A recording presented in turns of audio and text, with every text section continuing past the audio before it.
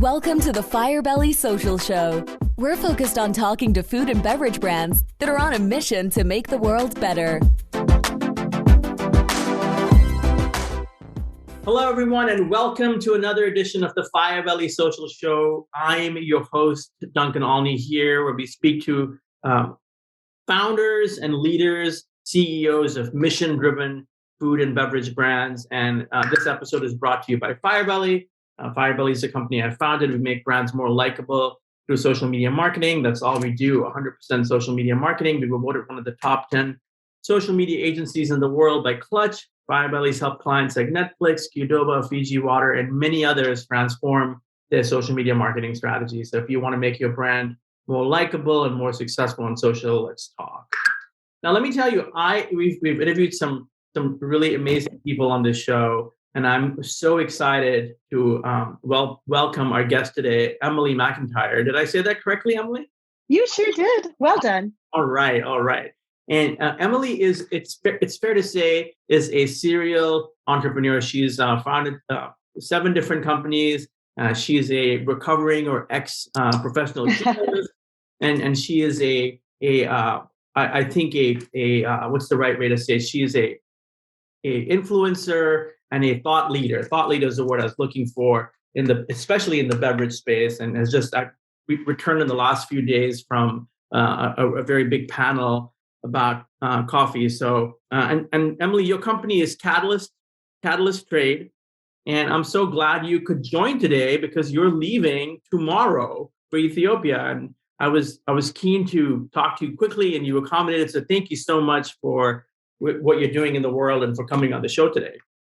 Thank you, Duncan. I'm so happy to be here, and hello, everyone. Indeed. So let's just talk. Well, let's start at the very beginning. That's the very best place to start. How did you go from journalist to serial founder? And storytelling is such a big part of all this. So how does it all work? Oh, I think the best things in life are accidents. And we have to be open to those wonderful accidents, or we miss out on so much potential. So back in 2008, I was a burned out music teacher who stumbled into the coffee world. And shortly thereafter, I met this red-bearded barista in North Kansas City, fell hardcore in love with him, and we started making coffee businesses together. We also made a child. And 13 years later, here we are going strong. I'm flying to meet him in Ethiopia tomorrow so that we can get some things in place for the next stage of our business. Sustainability and storytelling are a huge piece of this. And storytelling, whether it's, for me, it was pre-Twitter. I was writing articles for magazines like Rails to Trails, profiling mushroom growers in the Ozarks. And then as the rise of social media happened, I began to work in both food and beverage marketing and in writing, mostly for online publications about food and beverage throughout the US and in other places. So it was a smooth segue, honestly, to what I do now, and a fun path. That's amazing. So you mentioned we've talked about storytelling and sustainability, and I think when we were prepping, you mentioned sustainability storytelling. That sounds fascinating. I've not actually heard that phrase, those words together. What is that all about? Well, first of all, we have to acknowledge sustainability is a squidgy topic. Right now, every business that's thinking about long-term is using the term sustainability. And even those who aren't, it's just a great term. Gets investors on board, gets consumers on board, right? But then we also know that it's just something we can't really put any weight on. However, we can define sustainability as the future of something. It is the way that we get there. And so in my industry, which is specialty coffee, we're talking a lot right now about sustainability, because specialty coffee is going to go away if we can't solve these problems. Global warming, the inherent exploitation that's causing a lot of coffee producers as they gain agency to change to other products that are more profitable for them. And so sustainability is the future, but storytelling is how we get there. It's this interpersonal piece where we can connect with strangers through a screen or through written words or through a photo or through videos, whatever the medium. It's the story that gets us where we want to go. So we're talking a lot about that right now, and it is a huge personal fascination for me as I play this out, both in my own industry and in food and beverage at large, which of course is your focus as well, Duncan. what resonates with me, Emily, is you know your courage. I mean, you seem like a very courageous person, but the emphasis on story is tremendous because I mean, it is the most it's the oldest and maybe most authentic way of communicating, right? I mean, it brings layers. It communicates emotion. It communicates facts. I mean, storytelling is, and it's also very difficult to do well. Very, very true. It's so true. But branding and marketing is mostly about storytelling too. And it could be said, it could be claimed, I believe, it's all about the story and how it ties together the aspirations and needs of the consumer with the person who's trying to meet those needs. So in my company, Catalyst Trade, we started grassroots, independent, not backed, and still aren't backed by big money. And so, our own unique challenges. But what we've had is the opportunity to tell real, authentic stories. My partner, Michael and Zelly, and we sometimes joke that all we have to do to sell our coffee is just slit open a vein and see if people like the color of our blood. It's that close to the bone, what we're doing and what we're sharing. And so that gets people on board who want to work in the same way. I think that's the core of a successful brand. And I know, tell us a little bit more so that, I can understand and our listeners can understand. You've created one of the world's first coffee marketing systems. Like, what is that? I did. Yeah. So, I've been building this career in coffee importing and green coffee. That's my day job. But on the side, I've consulted and created educational materials on the topic of storytelling, marketing, editorial, all of that for many years. I've consulted with companies like Instacart and many small businesses as well. But when COVID hit, my industry, the specialty coffee industry, just had this huge convulsion of panic. Most people were depending on restaurants and on retail service for their revenues. There was no idea of what was going to happen.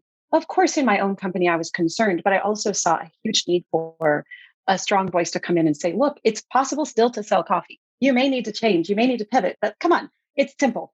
So I created a simple system that I then taught a masterclass on, gave a lot of materials, had attendees from 10 countries. People were Zooming in at 3 a.m. and 1 a.m. their time. And it was so much fun. And after I created it and kind of moved on to the next thing, I realized it was the world's first coffee marketing course. That's amazing. So there it is. It's still available for download on one of my sites. But I think that it was a blast. And it's interesting because I think on your website, it says coffee is am I saying this correctly? Coffee is a human sacrament. Yeah, we're unabashedly sentimental over here. We believe that coffee brings humans together. I mean, I believe the statistic is that 9 out of 10 people drink and enjoy coffee. Usually we drink it and enjoy it with other people, right? So, I mean, you and I are here because of food and beverage. We never would have met if it weren't for that. Coffee Right. Specifically, in my case. I mean, I know that one of my colleagues and friends, Steve Hirschberger, and I were talking one day, and I don't know if he came up with it, I came up with it, or we repeated it from somewhere about coffee is social glue. Love that. Yep. I mean, you could say beer is social glue, but in terms of ubiquity, I think coffee and tea are more prevalent than beer is. And it's also interesting because I think coffee is such a vast landscape, right? I mean, it's vast, and there's an ecosystem. And I mean, your love. I think you love all coffee, but I know your first love is Ethiopian coffee. And tell us about that? What makes in your words, what makes Ethiopian coffee what it is? So look, coffee had to come from somewhere, right? It came from Ethiopia. Ethiopia is the birthplace of coffee. And of course, the apocryphal story goes that there was a goat herder in the mystical kingdom of Kefa back, who knows how long ago, but probably about 1,000 years now, almost. And he noticed his goats were extra energetic after they'd nibbled on the leaves of this particular tree. And so he tried the cherries and found coffee. It became fuel for monks who needed to pray longer. And then, of course, it began to travel across from Harar to Yemen, where it was cultivated for the first time. And then from Yemen, it was a highly protected trade with all the courts, all the nobles around Europe and other parts of the world, until people began to smuggle these plants and plant them in their own territories, which of course is why we say that coffee is such a colonial thing. India and Yemen are the only places where it could be argued coffee was freely planted. I love to work in Ethiopia because the coffee itself is so beautiful. It's a genetic cornucopia. It's the future of coffee, really, there. And I don't know. You're the expert, so do share. It seems like the Ethiopian coffees that I have consumed have a sort of refinement and finish that sort of supersedes other coffees. You got it. They're so balanced. They're so beautiful, especially if it's been processed well. If any kind of food or beverage, it's not just one step that matters with the final experience. It's every single piece. So the way that it's picked, the way that it's sorted, all those dozens of steps that take it to your cup, which is what my company really focuses on managing. Each one of those will add or detract from the inherent quality of the coffee itself. But Ethiopian coffee somehow just manages to be magical, no matter what has happened to it. Frankly, I agree with your perception. I'm new to the analysis of the three kinds of love. Ethos, pathos, and logos.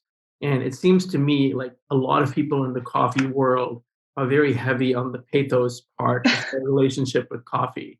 And I think that you seem to have this whole logos and ethos level of coffee with all the layers. And we had a guest, you reminded me of him, Rusty Jones. He's the founder of Vitamin Water, I'm sorry, not Vitamin Water, Hello Water.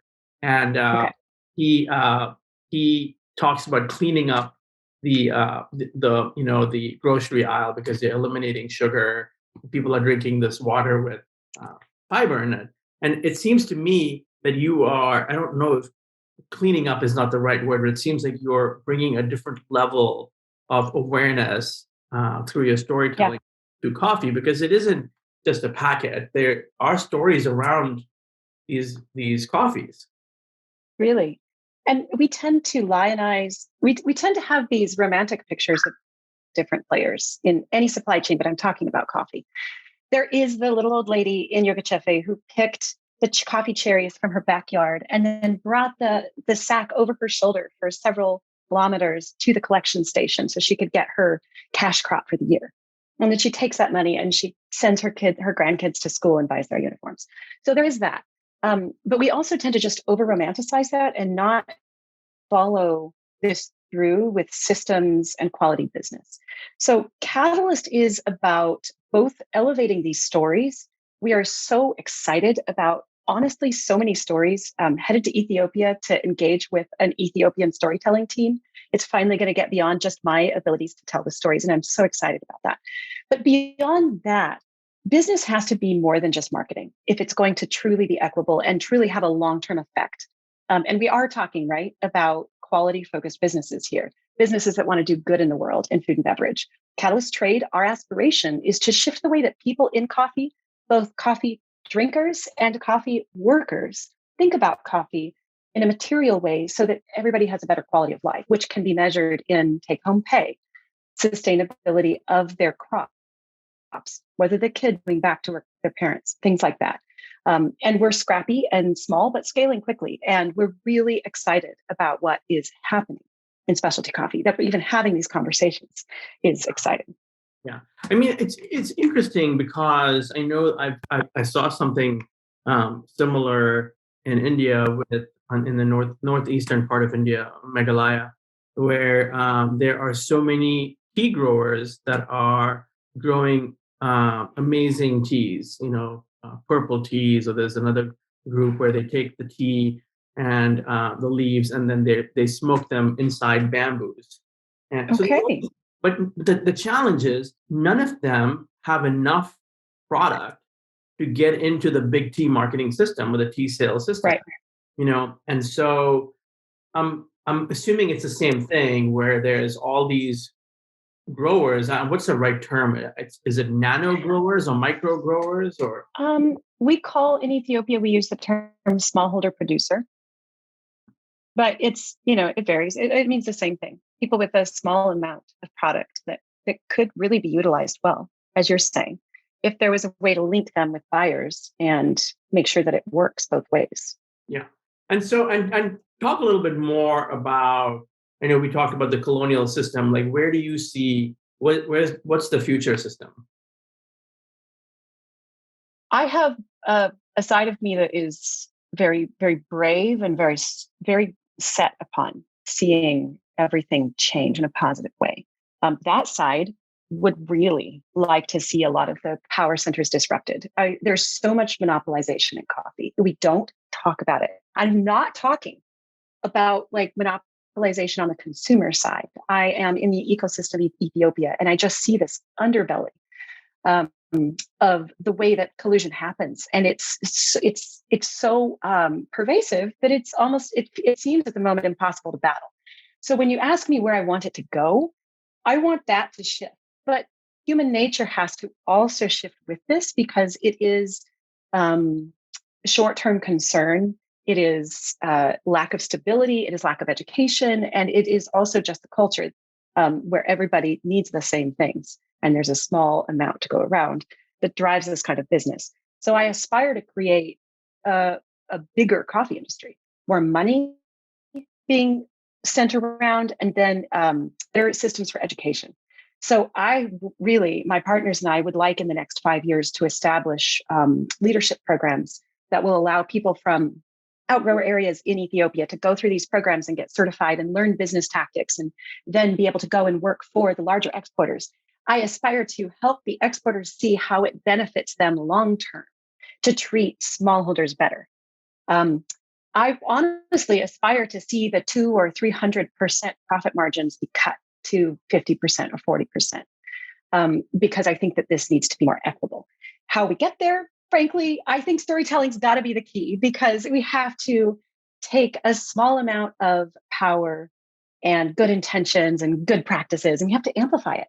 But then if you ask me where we actually are, my aspiration is simply to run an incredibly high quality business, to be a profitable business that has the ability to be generous to everybody in my world, to grow quickly and influence the way people are seeing coffee just by talking about this and being open and transparent about both the challenges of being an independent entrepreneur in an industry that's dominated by multinational money and commodities companies, and also just being here together with people who care about coffee in any way, shape, or form.